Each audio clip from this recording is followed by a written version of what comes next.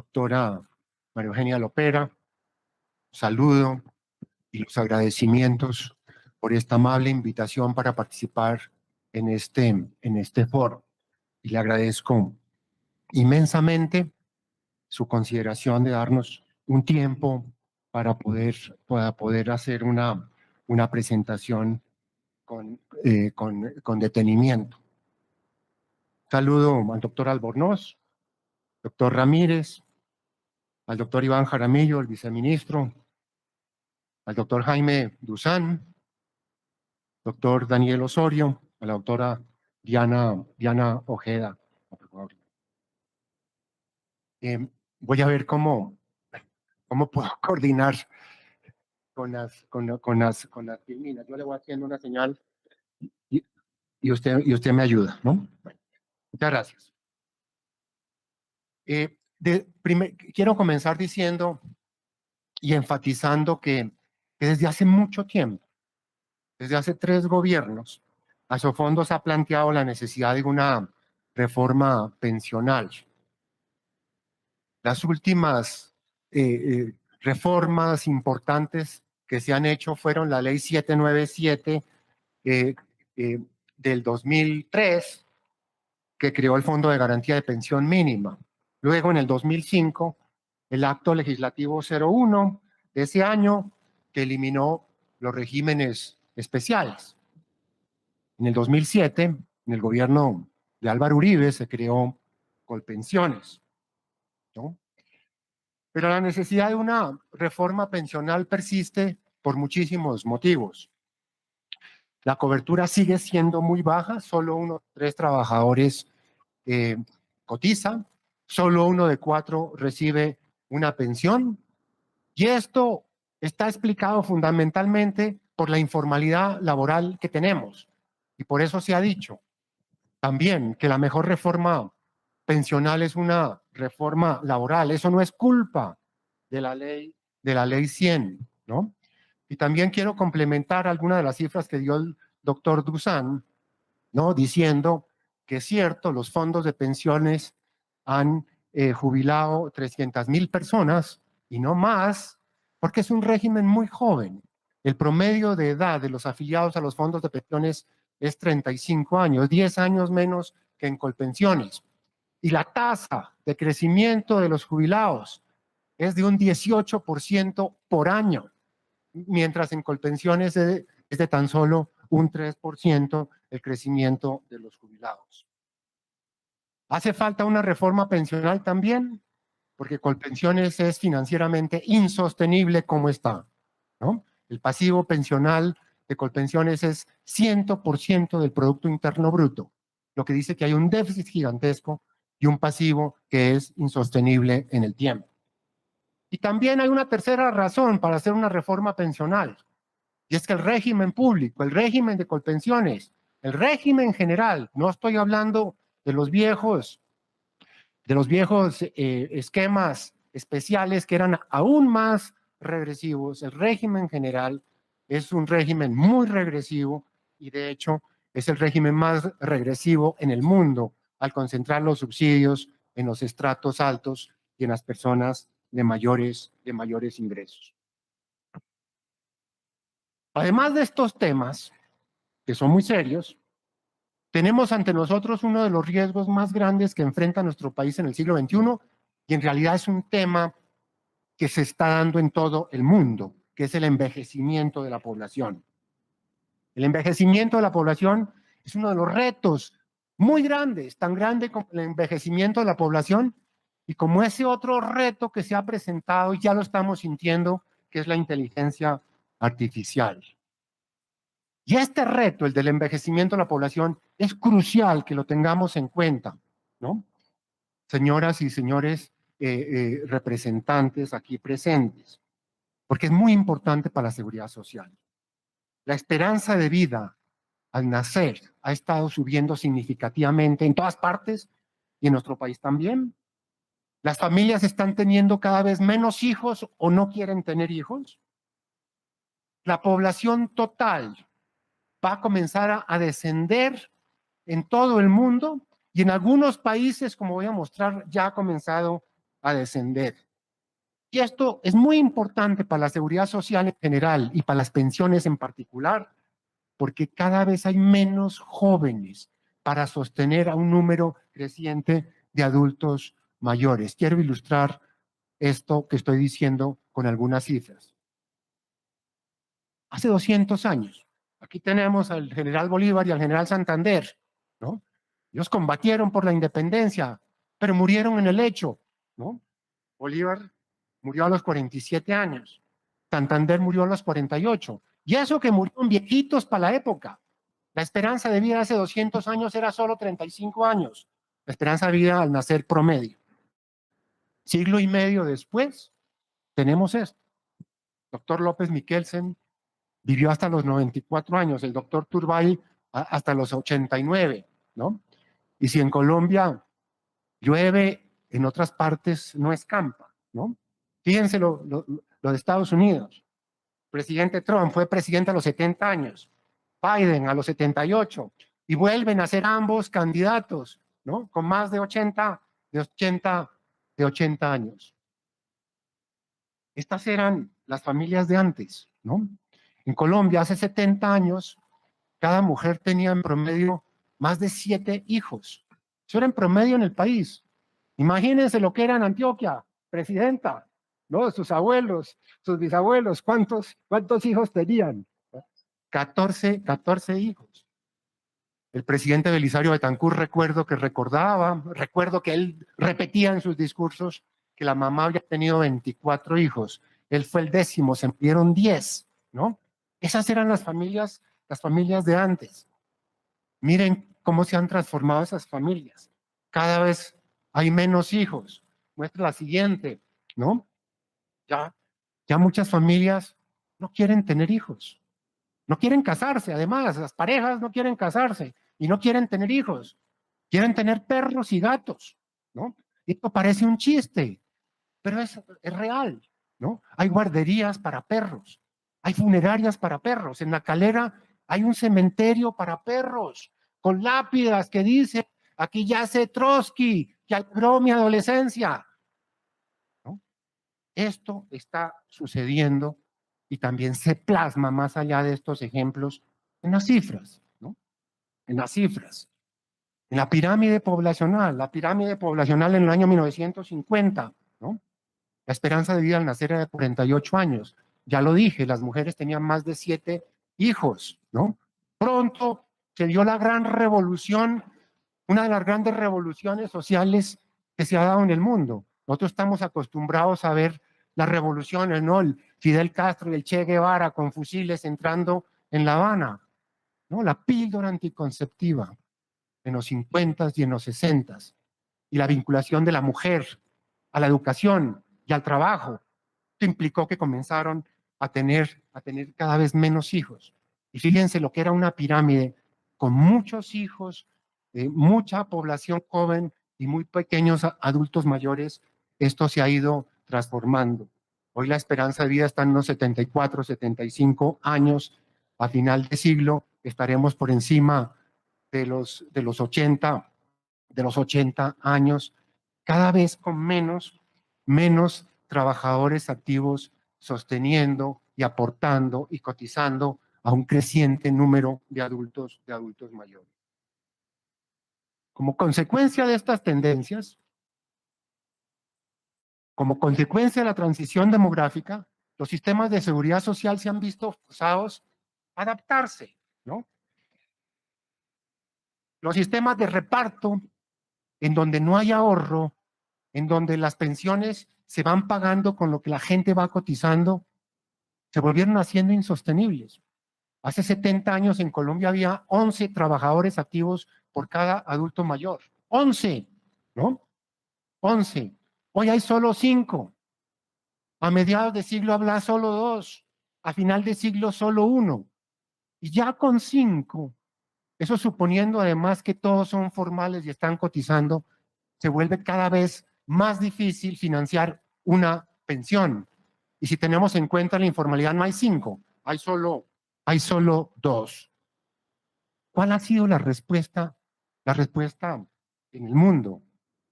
Señores, en sistemas de capitalización individual, públicos o privados, ha sido el ahorro. Por eso la necesidad de ahorrar. El ahorro no es una cosa de derecha o de izquierda, es una solución a este reto que está enfrentando la humanidad y que está enfrentando también nuestro país.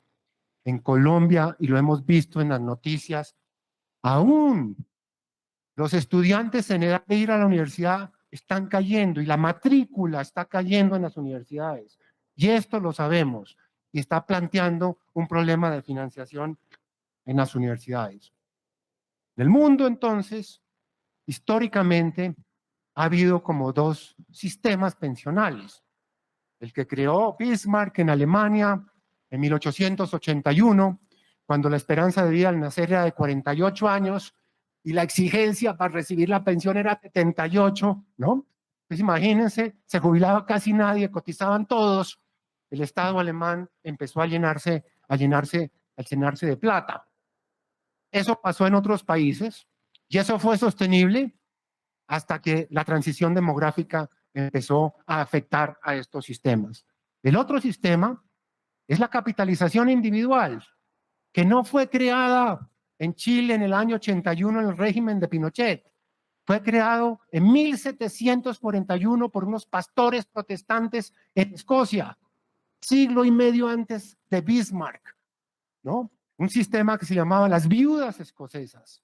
Las viudas escocesas. Y lo ampliaron no solo los pastores protestantes, sino a los académicos de la época, entre los cuales estaban los genios de la ilustración escocesa como David Hume y Adam Smith. El mundo, desde hace unas 3 décadas, ha ido sintiendo estos efectos y los países se han tenido que ir adaptando, ¿no? Y aceptando el ahorro. Y esto ha implicado a todo tipo de países, ¿no? Los países nórdicos, Australia, los Países Bajos, Alemania recientemente. ¿Pero quién? China. Los chinos abrieron sistema de capitalización porque allá la natalidad se les derrumbó, ¿no? Primero tuvieron una ley de tener un solo hijo obligatorio y luego se dieron cuenta los problemas que estaban surgiendo por esa decisión, empezaron a estimular a las mujeres chinas a tener más hijos y no han querido tener más hijos. Y entonces introdujeron un sistema de capitalización allá en ese país. Y más cerca de nosotros, ¿no? López Obrador en México. Ponga la siguiente, ¿no? López Obrador en México, hace 2 años, introdujo una gran reforma al sistema de pensiones, ¿no? ¿Qué fue lo que hizo? Fortalecer los fondos de pensiones privados.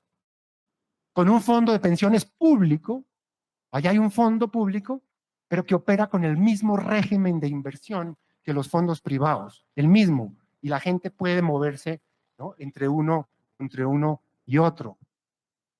López Obrador va a más que duplicar el flujo del ahorro y el stock de ahorro, ¿no? Y nadie puede decir, o venga alguno de ustedes a decirme que López Obrador es un neoliberal o es un Chicago Boy. López Obrador es un tipo de izquierda, ¿no? De izquierda. Algunos dicen que es un tipo muy populista, ¿no? Pero él lo hizo. Y en Chile, Gabriel Boric está haciendo una reforma que va a aumentar por lo menos en un 30%, el flujo de ahorro de ese país. Infortunadamente, la reforma que ha planteado el gobierno, como voy a ilustrar, va en sentido contrario, ¿no? Va en sentido contrario. No acepta, no ha incorporado las implicaciones de la transición demográfica y va a afectar el ahorro. Mientras que en el mundo está creciendo el ahorro, ¿no? En el caso nuestro, esta reforma va a debilitar el ahorro y por lo tanto va a ser insostenible el sistema en el mediano y en el largo plazo. No aumenta tampoco la cobertura pensional. Esto lo ha reconocido el gobierno. Aumenta en el pilar solidario, pero ahorita volvemos a eso. La reforma pensional propiamente dicha no aumenta y el gobierno lo ha aceptado, ¿no? Va a reducir los subsidios, pero mantiene los subsidios. En este orden de ideas, entonces, déjenme pasar al siguiente punto, que es hablar de lo que consideramos son aspectos positivos de la reforma, que lo hemos dicho y lo quiero reiterar acá también frente a todos ustedes. Este proyecto tiene de positivo que habiendo durante mucho tiempo, bueno, desde la ley 100 realmente, dos regímenes, un sistema de capitalización individual y un sistema público de reparto, compitiendo uno con otro, uy, aquí casi destruyo esto, compitiendo uno con otro, unifica en un solo sistema. Y eso nos parece que está bien y así lo hemos propuesto desde hace muchos años. En segundo lugar, nos parece bien la eliminación de los subsidios a las pensiones altas, ese sistema tan regresivo, ¿no?, en el régimen contributivo público, ¿no? Eso está bien, pero también queremos decir que reduce los subsidios, pero no los elimina. Muchos de los que están acá y recibiendo un sueldo por encima de 20, 25 millones de pesos, aún con esta reforma, van a seguir recibiendo un cheque de algo así entre 400 y 500 millones de pesos. Nosotros pensamos que esos subsidios para las personas de ingresos altos se deben eliminar. Tercer punto que consideramos que es importante y estamos de acuerdo con él, la ampliación y la formalización del pilar solidario. Hoy en día, ese pilar solidario existe, se llama Colombia Mayor, ¿no? Tiene una cobertura de 1.700.000 personas aproximadamente, pero solo reciben unos 85.000 pesitos. Estamos de acuerdo en incrementar ese monto que reciben los adultos mayores pobres para cubrir la línea de pobreza absoluta, unos 225.000 pesos, y estamos también de acuerdo en aumentar la base a la que tienen acceso esos adultos mayores. Pero, y aquí hay unos peros importantes. En sentido estricto, esta no es una reforma pensional y no necesita estar en este proyecto de ley. Eso se puede hacer por decreto, señora presidenta, y se podría hacer ya, por decreto, no tiene que estar acá, ¿no? Segundo lugar, este pilar debe financiarse con recursos del presupuesto nacional y de acuerdo a las disponibilidades del presupuesto nacional, ¿no? No se debe desviar plata de las cotizaciones de los trabajadores formales para financiar este pilar solidario. Aquí está el doctor Andrés Velasco, ¿no?, de la CAR. Nosotros también argumentamos que estos recursos del presupuesto nacional para financiar este pilar solidario deben estar en el marco fiscal de mediano plazo y aún no está.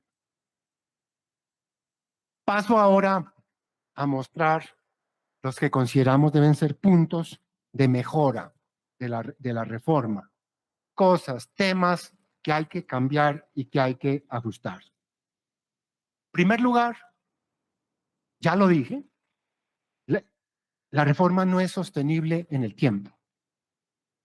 Esto a algunos les puede sorprender, ¿no? Pero el mismo gobierno ha reconocido que la reforma que presentó no es sostenible en el tiempo. El fondo de ahorro público que plantea la reforma se acaba en el año 2064. Eso quiere decir que no es sostenible. Y en ese punto se arma un déficit fiscal de más de 5 puntos del Producto Interno Bruto, ¿no? Dada la transición demográfica y todo lo que dije anteriormente, un fondo de ahorro no se debe acabar nunca, porque siempre habrá adultos mayores que financiar. para pagarles una pensión, ¿no? No se debe acabar nunca. Y este es un problema de fondo que tiene este proyecto. Por otro lado, la ministra de Trabajo reconoció ella misma, lo dijo hace poco, que dentro de 12 o 15 años será necesario hacer otra reforma pensional, ¿no?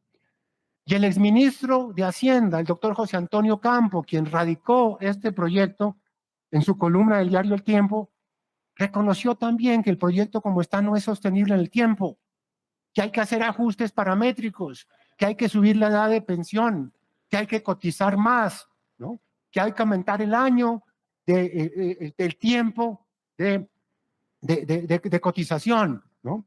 O sea que hay que reducir beneficios y que este proyecto no es, no es sostenible. La reforma no es sostenible entonces, pasa el siguiente, porque no tiene en cuenta la marcada transición demográfica, ¿no? Como está concebido el proyecto es un esquema piramidal. Cuando los jóvenes de hoy sean adultos mayores, no habrá suficientes jóvenes para que les paguen las pensiones y el ahorro que se propone se va a acabar. El mismo proyecto lo considera que el ahorro se acaba, ¿no?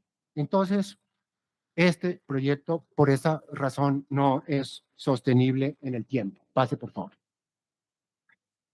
Es un esquema piramidal. Ya lo dije, pase el siguiente, ¿no? En el 2020 teníamos 5 trabajadores activos por cada adulto mayor, a mediados del siglo solo ahora 2, pero con la informalidad hoy en día no tenemos 5, sino solo 2 cotizantes activos por cada adulto mayor. Pase la siguiente. Por estas razones, los países, los países ricos, incluso los países europeos, ¿no? Han tenido que ir reduciendo estos beneficios y haciendo unos ajustes tremendos en sus sistemas de reparto. En Francia, por ejemplo, hoy en día cotizan 41 años. Acuérdense que acá solo se cotizan 25 años, ¿no? En España cotizan 38 años. Durante 38 años, 13 más que en Colombia, ¿no? Y cotizan un 28% del salario. Y aún así en España, el sistema pensional de ese país tiene un déficit de 20.000 millones de euros por año. Siguiente punto. La reforma disminuye, ya lo dije, el ahorro nacional. La reforma traslada más del 80% de las cotizaciones al régimen de prima media. Al trasladar esos recursos desde un fondo que ahorra a uno que ahorra menos, ¿no? Naturalmente se disminuye el ahorro para la vejez. Y como ya lo dije, el fondo de ahorro se acaba, ¿no? Se traslada el 80% del flujo de ahorro, ¿no? Y se traslada el 100% de todos los cotizantes a Colpensiones, sigamos, ¿no? Y una cifra que es realmente muy preocupante. Por cada 100 pesos que recibirá Colpensiones, solo va a ahorrar 22 pesos. Repito, por cada 100 pesos que recibirá Colpensiones, solo va a ahorrar 22 pesos, ¿no? Esto va en contra, una vez más, insisto, en las tendencias del mundo que están reflejadas en la gráfica siguiente. Aquí tienen, para un número de países, el ahorro pensional como porcentaje del Producto Interno Bruto en el año 2001, en el 2011 y en el año 2021. Dinamarca, Islandia, Canadá, Países Bajos, Suecia y también Colombia, ¿no? Ha ido hasta ahora aumentando el ahorro. Esa es la tendencia, ¿no? Del ahorro que debe tener el ahorro previsional en los países. Ese ahorro debe seguir creciendo siempre, como ya he insistido. La siguiente. Algunos funcionarios del gobierno, ¿no? han estado argumentando que una de las razones para la reforma pensional, que los fondos de pensiones dejaron de ahorrar, ¿no? Con todo respeto, quiero decir que eso no es cierto. Los fondos de pensiones han tenido un gran crecimiento. Hoy el monto total de los fondos de pensiones asciende a 421 billones de pesos, de los cuales, y aquí también se han dicho muchas imprecisiones, de esos 421 billones, óigase bien, el 70% son producto de las rentabilidades, ¿no? Una rentabilidad que ha sido superior al 7% real. Una rentabilidad excelente en Colombia y en cualquier parte del mundo. Esos 421 billones de pesos podrían ser superiores a 550 billones y no lo han sido por los traslados. ¿Y por qué ha habido traslados de los fondos de pensiones a Colpensiones? Por los subsidios, por esa competencia desleal que ha tenido con Colpensiones, al dar unos subsidios que además son altísimamente regresivos, ¿no? Altísimamente regresivos. Los cálculos que tenemos señalan que el flujo de ahorro con esta reforma caerá entre un 50 y un 80%. En tanto, en Chile va a subir por lo menos un 30% y en México un 139% del Producto Interno, un 139%. Pongamos la siguiente. Este es el monto de los actuales fondos. Ponga la siguiente, ¿no? Y quiero darles una cifra de lo que han crecido los fondos de pensiones en los 2 últimos años. Marzo del 22, 352 billones de pesos. Marzo del 23, 366. Marzo del 24, 421. Y esto, a pesar de esos traslados, consecuencia de esa competencia desleal que ha habido en Colpensiones. Ponga la siguiente. La siguiente, por favor. Aquí tenemos a los señores López Obrador y Boric de Chile, ¿no? Con las cifras que ya les di. Y en la siguiente gráfica tenemos un estimativo, ¿no? De cómo se va a afectar el flujo del ahorro con esta reforma que va a ser significativamente inferior a lo que tenemos hoy y a lo que podría ser con otra reforma. Siguiente, por favor. La reforma, por estas razones, también va a ser un golpe muy duro al mercado de capitales, ¿no? En un país con una tasa de ahorro baja, la tasa de ahorro macroeconómica está cayendo desde un 14% del Producto Interno Bruto. Para darles a ustedes un ejemplo extremo del otro lado, en China la tasa de ahorro es de un 45% del PIB, en Corea del Sur alrededor del 40%, en Colombia es solo del 14% y está cayendo. Esto va a golpear también la tasa de ahorro macroeconómico y por lo tanto una de las fuentes de financiación de proyectos productivos, ¿no? Con los fondos de pensiones se han logrado financiar, al menos parcialmente, grandes proyectos de infraestructura en nuestro país que no voy a entrar a detallar. La siguiente. Como consecuencia, entonces también va a aumentar la deuda del Estado. Según los cálculos nuestros, el pasivo pensional del régimen público va a subir de un 150 del Producto Interno Bruto a un 250% del PIB. Según la CARF, sube de 100 a 182%. Y veamos la próxima gráfica. Estas son las cifras de la CARF, que tiene un estimativo aún inferior al que nosotros presentamos. Durante 30 años, el pasivo pensional del régimen público ha estado cayendo y en el momento en que se apruebe esta reforma, se da ese brinco de 82 puntos, ese incremento de Producto Interno Bruto. Esta gráfica, ¿no?, es la prueba quizás más contundente de la insostenibilidad de este proyecto, ¿no? De este proyecto. Es un retroceso de 30 años. Y por eso, con todo el respeto, queremos encarecerle, señores representantes, ¿no?, a reconsiderar y hacer ajustes a este proyecto de ley, porque esto va a afectar a todos los colombianos, pero en especial a los jóvenes, a las nuevas generaciones que van a tener que cargar con ese pasivo y hacer esos ajustes en el mediano y en el largo plazo. Y esta situación puede ser aún más grave, ¿no? Porque sobre todo al final de la discusión en el Senado se introdujeron artículos, ¿no?, que seguramente van a aumentar el impacto fiscal, artículos que no tienen todavía la validación del Ministerio de Hacienda.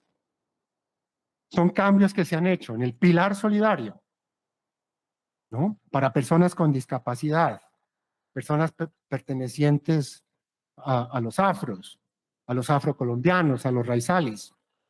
Cambios que se han hecho en el pilar semicontributivo, que incrementó el subsidio del 15 al 20% en el caso de hombres y 30% para las mujeres.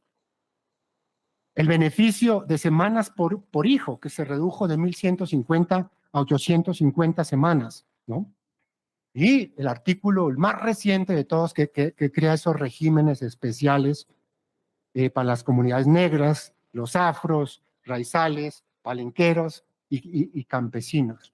O sea que ese salto que da el pasivo pensional puede ser aún mayor, ¿no?, cuando el Ministerio de Hacienda valide o se pronuncie sobre los efectos que pueden tener estos artículos. Siguiente. La reforma elimina la posibilidad de elección. Esto lo hemos argumentado bastantes veces en presentaciones anteriores. Limita las opciones de escogencia, limita las opciones, la libertad de elegir quién le administre los recursos. Es un golpe de los pensionados del RAIS actuales, que son heredables y pueden heredar hasta en 5 grados de consanguinidad, ¿no? Siguiente. Nos preocupa también mucho, ¿no?, que junto a la reforma a la salud, ¿no?, este proyecto vuelve a estatizar la seguridad social.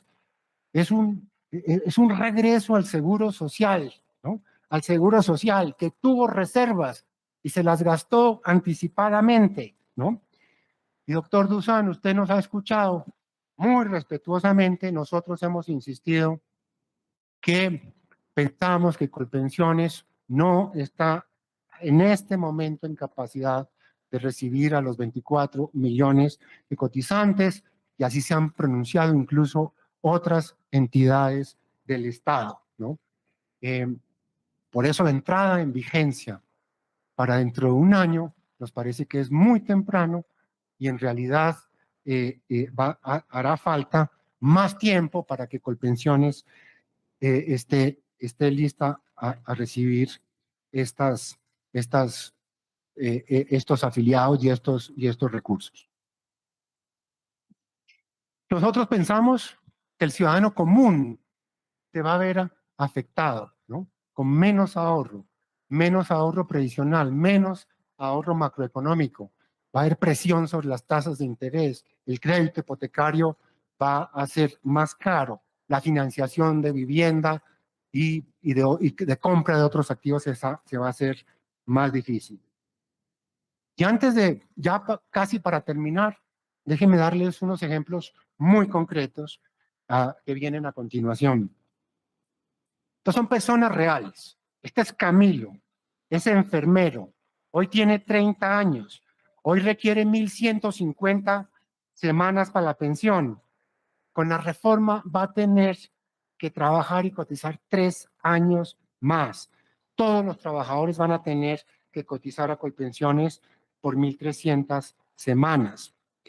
Pierden las mujeres que no se pensionan. Blanca es empleada de servicio y cuando cumpla 57 años solo habrá cotizado 5 años. Así hay mucha gente que está en esto, 200 semanas. A ellos, a los que cotizan por menos de 300 semanas, no se les ofrece ninguna solución para su vejez. Solo van a tener personas como Blanca una devolución y sin intereses reales. La siguiente. Pierden quienes quieran heredar sus recursos de ahorro. Ella es Esperanza, tiene 50 años, percibe 1.7 millones de ingresos y tiene 30 millones de pesos en sus ahorros. Es madre soltera, que aunque sus hijos tienen 25 y 27 años, ya no dependen de ella. Ella quiere que su saldo, ¿no?, quede en ellos si llega a morir. La reforma pensional quita esa opción. Pierden todos los colombianos, ¿no?, por las razones que ya dije. Un menor flujo de ahorro. Va a haber menos disponibilidad de recursos para, en el mercado de capitales, en los bancos, para comprar una vivienda, el crédito hipotecario, las tasas de interés van a ser más caras. Y termino, señora presidenta, con nuestra posición en Asofondos, que está implícita en todo lo que he dicho anteriormente, por lo cual voy a ser muy breve. Primer punto, la reforma debe estar basada en el ahorro y la capitalización individual. La reforma de México, sí, la reforma de López Obrador debería ser un modelo para Colombia, ¿no? Nosotros estamos dispuestos, sé que hay poco tiempo, que queda un mes de discusiones. Señora presidenta, si hace falta para explicar esta reforma y estos puntos técnicos que seguramente no quedarán claros después de esta audiencia, estamos dispuestos a reunirnos con usted, con los representantes, sábados y domingos si es necesario, ¿no? Pero es muy importante que estas cifras queden claras. Dos, el sistema pensional puede ser administrado por entidades públicas o por entidades privadas. Cuando nosotros decimos que la base debe ser el ahorro y la capitalización, no estamos hablando solo de las AFPs actuales, no, acogemos la competencia, que haya nuevos actores, nuevos administradores, incluyendo administradores públicos, como Colpensiones o el Fondo Nacional del Ahorro. Lo que pedimos es que la gente pueda escoger y por lo tanto esos administradores operen todos bajo las mismas reglas de juego. Vuelvo a México. En México hay una AFP pública, ya se llaman Afores, ¿no?, que opera, es pública y opera bajo las mismas reglas de juego.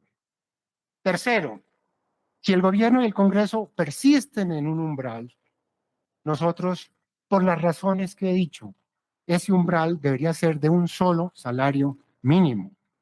Aún así, el flujo del ahorro se va a disminuir, pero se atenúa la caída.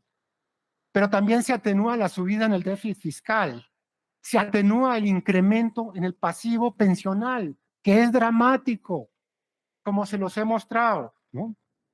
Se reducen también los subsidios que otorga el sistema a las personas de mayores ingresos, ¿no? Y también va a permitir ahorrar más para mejorar la pensión, ¿no?, para los que cotizan por encima de ese umbral de del salario mínimo. Cuarto punto, ya lo dije al puro comienzo, estamos de acuerdo en ampliar el programa de Colombia Mayor, ¿no?, en ampliar la base, en ampliar el monto que reciben esos adultos mayores, ¿no?, pero de acuerdo a disposiciones presupuestales. El ahorro de los trabajadores, el ahorro de los jóvenes formales no debe utilizarse para financiar ese subsidio. Estamos de acuerdo con el subsidio, pero debe venir del presupuesto nacional, ¿no? Y ya lo dije también, eso se puede hacer ya, no requiere estar en la ley, lo puede hacer ya el gobierno, como lo hizo con un decreto para aumentar ese subsidio a las personas de mayores de 80 años. Y finalmente, debería estar en la regla fiscal. Quinto, ampliar el programa BEPS o el pilar semicontributivo. Estamos de acuerdo. Pero que la base sea la capitalización individual. Y ustedes saben las cifras. Hoy en día, las devoluciones de saldos en el RAIS es 7 veces mayor que en Colpensiones. La capitalización hace crecer los recursos. Entonces va a haber más recursos disponibles en el futuro. Y esa debe ser la base del pilar semicontributivo. Y finalmente, consolidar el ahorro voluntario. El ahorro voluntario, el general absoluto, ¿no? Y el ahorro voluntario en obligatorios. Señora Presidenta, otra vez le doy mil gracias por haberme dado la oportunidad de hacer esta presentación. Muchas gracias a todos.